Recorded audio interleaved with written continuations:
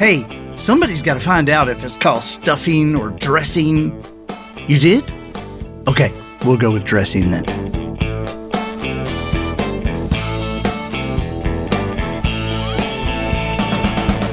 Good morning, afternoon, or evening. You are listening to the Professional Noticer. Of course, all my relatives will be over for Thanksgiving dinner. I know they will. They're circling over the house now.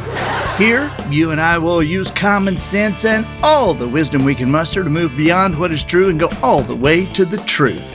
With listeners now in 100 countries around the world. Wow. And Sri Lanka put us over the top. Hey, Sri Lanka!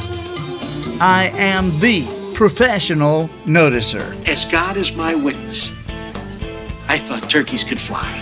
Hello, everyone. I'm Andy Andrews. Hey, thank you for making me a part of your week.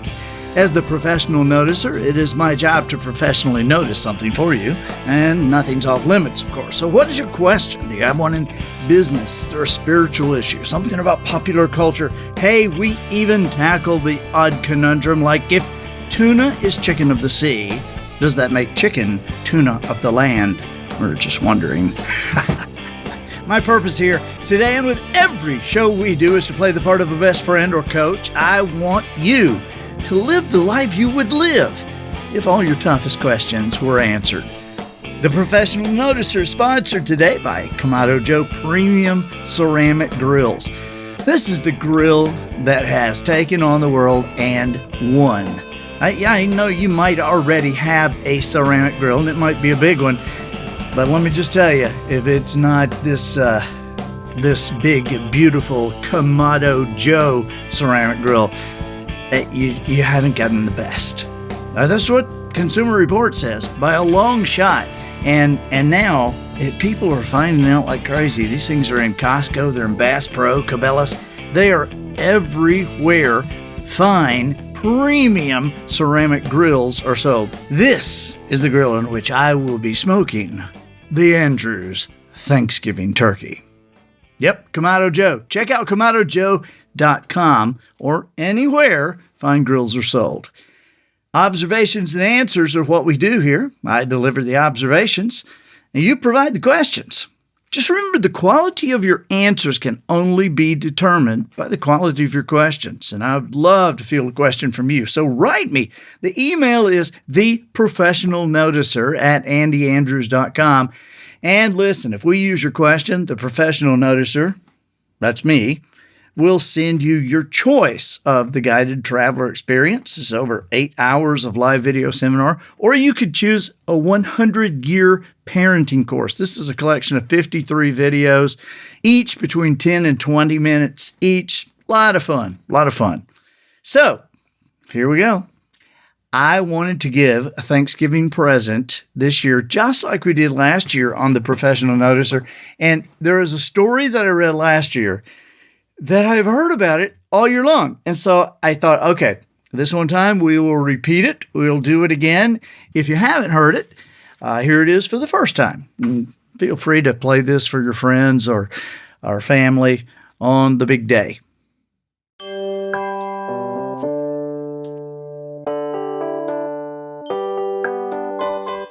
A Thanksgiving state of mind.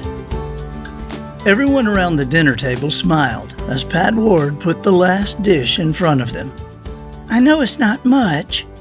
The whole family laughed out loud. That statement had been made by Pat every Thanksgiving of their lives.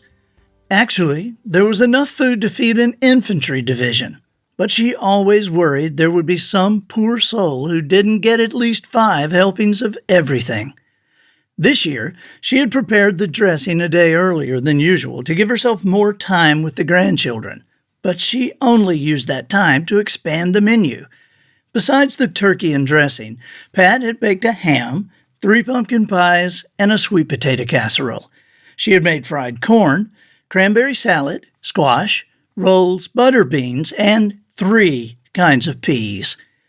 There was a time when family members would jokingly mention a favorite dish during the days before Thanksgiving. This was only a game, a challenge to see if their suggestion would end up on the table. And it always did. They felt guilty about that last year when Pat cooked 6 different entrees and 11 desserts, so this year they kept quiet. "Wade, please say grace," Pat directed as everyone bowed their heads. "Certainly, dear. Let us pray." And as they all closed their eyes, he began, "Dear Heavenly Father, we come to you on this day of Thanksgiving with gratefulness in our hearts." Wade paused. "This is ridiculous," he thought. "How can I even say that? I don't feel grateful at all. I shouldn't even finish this prayer." But he did. Pat's husband, Wade, is more commonly known around Sawyerton Springs as Pastor Ward. He has led the flock at Bowman's Pond United Methodist Church for well over 2 decades now, but lately it has all seemed a bit much. It's not that he is old. He isn't. "I'm just tired," he told Pat this morning, "and frustrated. I've had it. It's not necessarily the church," he tried to explain, "or Rotary Club, or my city council duties, or the grandkids. It's just, well, it's everything. I've had it." Pat understood. Lately, she had kind of had it too. There at the dinner table, Wade sliced the ham and looked at Pat's Uncle Frank. Uncle Frank was 74 years old and a first-rate know-it-all. Uncle Frank also knew a million jokes, and as Wade finished the ham and started on the turkey, he told another one. Another stupid joke, Wade thought. "So there's these cowboys," Uncle Frank was saying, "and as they rode into town, whooping and shooting, there was this dog right in the middle of the street. One of them cowboys shot him right in the foot. A couple of days later, the cowboys was in a saloon, and they was drinking and cussing and playing cards when all of a sudden," Uncle Frank's eyes got big. "All of a sudden, a shadow fell over the saloon. As the cowboys looked up, they saw the dog walking through the swinging doors. He had on a gun belt and a hat pulled down low over his eyes. A cowboy said, 'What do you want?' And the dog says, 'I've come to get the man that shot my pa.'" Everyone screamed with laughter. "I've come to get the man that shot my pa," Uncle Frank said again, banging his hand on the table. "You get it, son, don't you?" he asked Wade. "You get it? I've come to get the man that shot my pa." Wade forced a smile. "I get it, Uncle Frank," he said. "Would you like some turkey?" Wade had driven all the way to Foley to pick up Uncle Frank earlier that afternoon. He had missed the first quarter of the Dallas-Detroit game because Uncle Frank insisted on leaving the house at 2 o'clock sharp. No reason, and no way to talk him out of it. Before he even said hello, Uncle Frank had asked, "Son, if Patty Duke married Gomer Pyle, what would her name be?" Wade shrugged. "Patty Duke Pyle." "Get it? Duke Pyle? Patty Duke Pyle?" On the way to the house, sandwiched between the jokes, Uncle Frank had asked Wade why he was driving a 12-year-old car. "It was a piece of junk when you bought it," he said. "It's what we can afford, Uncle Frank," Wade had answered, but inside he had been seething. As the family ate and talked, Wade thought about the car. Uncle Frank's right. It was a piece of junk when I bought it. The salesman told me as much when he sold it to me. It will need repairs now and again. The man's very words. I'm 53 years old, Wade thought. I should not be driving a 12-year-old car. Pat's 48. She's never even had a car of her own. For the 3rd year in a row, the church elders had voted down a $1,500 raise in their pastor's salary. Last Monday, Roger Luker had come to tell him in person. "We just felt that the money should go to foreign missions," Roger said. "After all, there are a lot of poor people overseas. And besides, it's not like you have to make a house payment. The church owns the parsonage." Wade drifted back into the conversation on the giggles of another joke. "So here's this fat lady stuck in the window of the church. when this guy in the devil costume walked around to ask directions, and she said, "Mr. Devil, don't hurt me. I've been going to church for 40 years, but you know I've been on your side all along." As everyone howled, Wade thought to himself, there's probably a lot of truth in there somewhere. Through dessert, Wade wondered if his church members cared more about the poor people they didn't know than they did about his family. That's right, Wade thought to himself. You do own the parsonage. Where are we supposed to live when I retire? Or am I just supposed to preach until I'm 100 and keel over in the pulpit? Why can't I buy my wife new dresses, or a diamond ring, or a new car? And that car we're driving now, one more year and the engine will die. And the floor will fall out. I'll be driving around town like Fred Flintstone. After dinner, the family helped clean up while Wade tried to herd Uncle Frank into the car. If I can get him out of here, Wade said to Pat, then I'll have something to be thankful for. Uncle Frank's jokes were becoming a blur, and Wade easily tuned them out as he drove. The kids were on his mind. They were always after him to do something. Daddy, fix this. Daddy, can you and Mama keep the children? Daddy, we're a little short this month. The city council thing was bugging him too. He hadn't even wanted the position, but everyone begged him to take it. They said, you will be a moral voice for the community, Wade. Please help us. Now they were all mad because he had voted no to having liquor at their Christmas party. What did they expect?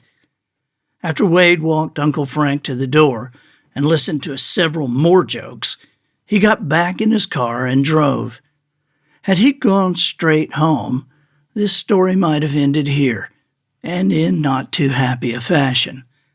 But Wade didn't go home. It wasn't until 2 the next morning that he rolled into his driveway. Pat had been frantic, but she knew her husband too well to push him for answers. She was relieved he was safe and glad to see that he was smiling. It was actually the first time she'd seen him smile in days. Wade apologized for worrying her.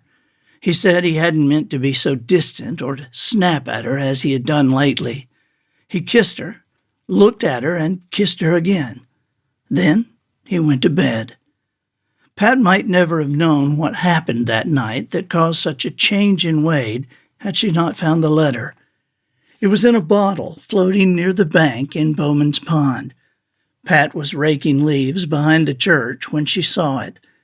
Reaching the bottle with the rake, she unscrewed the cap, fished out the letter, and read, Dear God, it doesn't feel like Thanksgiving. At least I don't feel very thankful. In fact, I'm fairly ticked off. If you asked me about what, I'd say everything.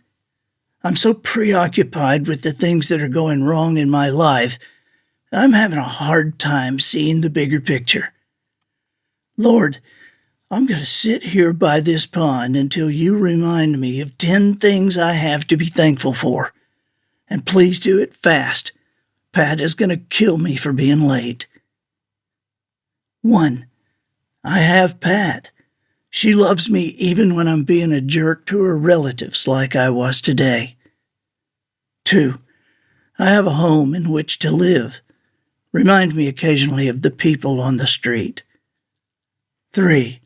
My family has enough to eat. I know there are fathers who put their children to bed hungry. 4. I have people who care about me. There are many who don't. 5. I was born in America. With all our problems, this is still the greatest country in the world. 6. I can see and hear and walk and talk.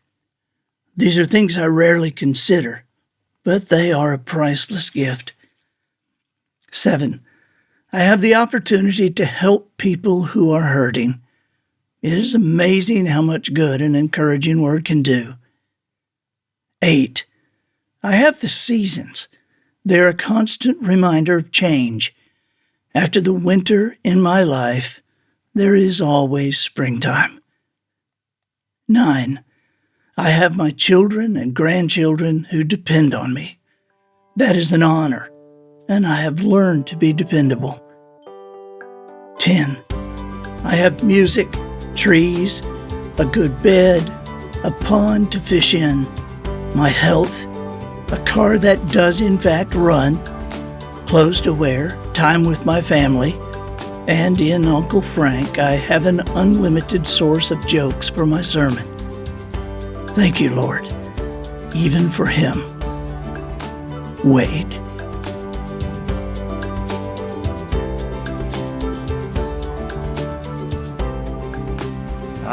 Happy Thanksgiving. Hey, here's the thought. I know you can use Google to find the toughest ball of yarn, or to answer the question, how do you knit a suit of armor? But where do you seek wisdom? There's a difference in knowledge and wisdom. Knowledge will help you find techniques and patterns to complete whatever task you're working on. But wisdom will tell you if what you're working on is kind of stupid. Pure knowledge, without the wisdom to apply that knowledge in a proper way, is not only useless, it can be dangerous. Allow me to suggest wisdomharbor.com. That's wisdom, H-A-R-B-O-U-R. Harbor with an O-U-R. Go there now to be welcomed by a friend of yours. I think you'll recognize him. And to get a free 5-minute guided tour. Then become a member of Wisdom Harbor. It's only $17 a month. Do it for your family, your business, and your schools. wisdomharbor.com.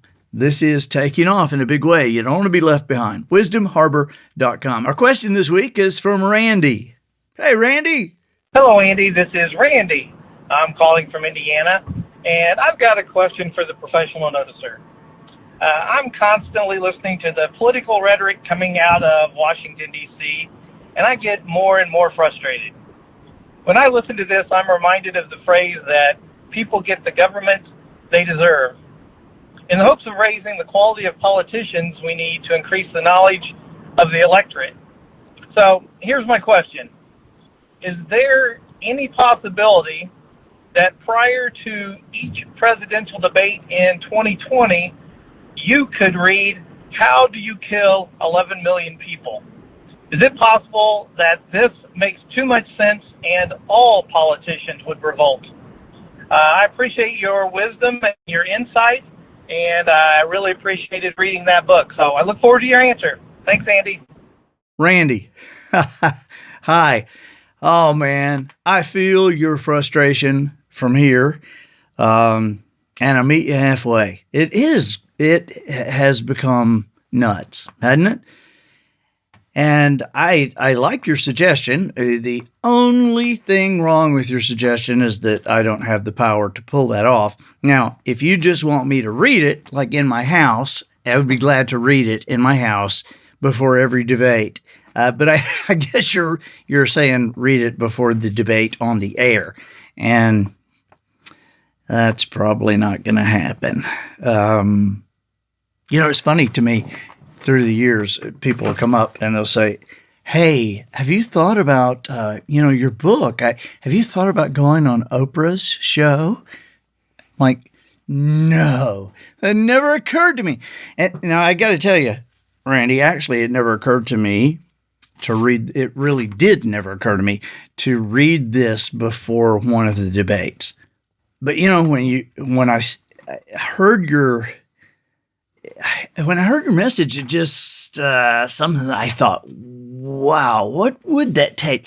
Just to set somebody's mind, just kind of reach out and toggle the nogs a little bit, just to get it ready for what they're about to hear. Okay, then let me tune you in, and get your sensors ready, get your filters all up and running. I might do it. Now, I don't know exactly when in March, but at some point in March, that book, How Do You Kill 11 Million People, is going to be re-released. And I've already seen it's got a new kind of a blood red cover and with black on it. And it's got, they have added some stuff not in the body of the work, but they've added in the back of it some letters from George Washington, from Thomas Jefferson, they've added a copy of the Constitution, and a lot of things that you can read that really have bearing on what is supposed to be done. Because a lot of people are seemingly ignorant of what this is actually supposed to be. And so, in any case, that book is going to be re-released in March. And, your message here, Matt and I were just talking. Matt said, hey, there's a guy, and he's going to be on the show, and he's going to ask about reading this before a debate. And of course, our first thought was, well, yeah, how are we going to get there to read before a debate? But the way things are now, and I read this book not too long ago about bottom of the pool and thinking beyond what everybody thinks, and so I thought that would probably be a good idea to do in this case.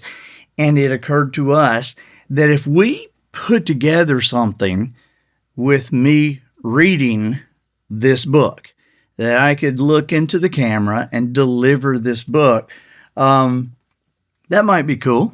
And so I appreciate the idea, and so we'll make sure that when this is coming out, and it will be it'll be in the spring, because we'll time this so that it's at the right the right time, probably with the book or something like that. But this is your deal, Randy, and this is your idea, and we very much appreciate it. And I think it is so important. This is the only thing that we can use to distinguish people from people anymore, because it seems that I agree with you. I'm so frustrated. It seems like people will say anything to get elected, and we don't need people to say anything. We want the best, right? We want the best for our families. We want the best for our country, and the best requires the truth. You can know the truth and never achieve the best, but you will never achieve the best without knowing the truth. And so it's critical that if we want to even approach the best, that we have the truth. Thanks so much, Randy. I'm the professional noticer. Ladies and gentlemen, if you appreciate this podcast, I would appreciate you going to iTunes and giving us a sweet review. 5 stars would be awesome. Of course, you can only review a particular podcast one time, right? So if you haven't already, please make today your day. And I think that'll do it for this week. Get us out of here, Matthew.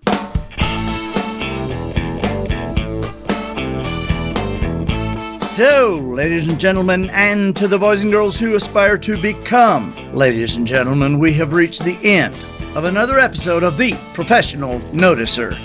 In a world where common sense has become a superpower, I'm harnessing the mental energy I have for you, seeking wisdom, making observations, and endeavoring to answer tough questions in a way that will empower your family and your business. I'm Andy Andrews. Until next week, smile while you talk.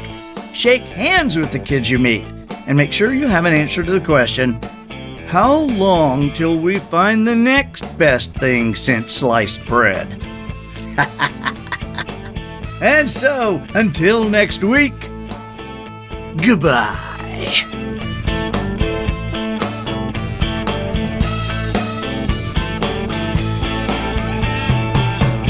This episode of The Professional Noticer was produced by Matt Limpert. The Noticer theme written and performed by Sugarcane Jane. Apple Pie provided by Twinkle and Smoke of Beverly Hills. Additional financial consideration provided by somewhatofascientist.org. At somewhatofascientist.org, anyone can be somewhat of a scientist. That's right. If you have any of the 5 senses and the capacity for memory, you, my friend, can have your scientist business cards printed right away. For so long now, you've been seen as someone who's just goofing around. So come on, take that first step. Because when you become an officially credentialed somewhat of a scientist, your life will change. when you test strawberry jello to see if it's better with mustard, no one will think you're weird anymore because you're somewhat of a scientist. Now, on to the elevator with your high-rise office. You just go ahead and note the bouquet of smells. You're no longer a freak. You're somewhat of a scientist, involved in delicate determinations about the correlation between time of day and time of year, and just how disgusting is the scent of egg in close proximity to 9 other people. Was that an egg sandwich or eggnog? Ha ha ha. Do you find yourself in different grocery stores wondering who has the least gooey, buggy handles? Have your calculations and diligent notes helped you determine that the 3 a.m. shift in Walmart has the highest probability of leaving you with a hand so covered in candy it could be sold on a stick? Don't be ashamed of your eccentric curiosity. Why, if it wasn't for this brazen search for discovery, we would be without things like cornflakes, Teflon, the Slinky, Silly Putty, toilet paper, and so much more. That's somewhatofascientist.org. Join us. Join up. Join now.